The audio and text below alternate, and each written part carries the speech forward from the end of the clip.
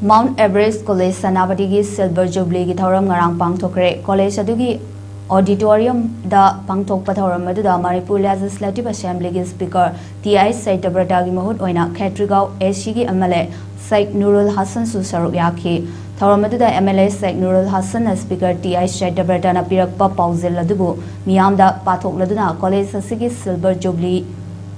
yaurakpaga loinana Miyam gi yaifa pauzal pijari amadi pumna mapu taramna ukchari 1999 dagi hauna ngasi phawba college asina mahai masing lamda piriba khudol asi asuki matik chawi college asina mahairoi kaya puthokpa ngambasi yamna phai haikhi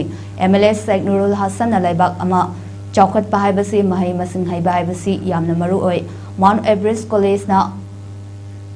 Sapung lakpadagi ngasi phawba afaba mahairoi kaya puthokpa ngambasi thaganingai ni anauba haurakliba mahai tamliba nahasingda anauba inot ama piba ngamliba college asigi Silver Jubilee gi thauram asina makha tana afaba mahairoi kaya puthokpa ngamba oirasnu haikhe.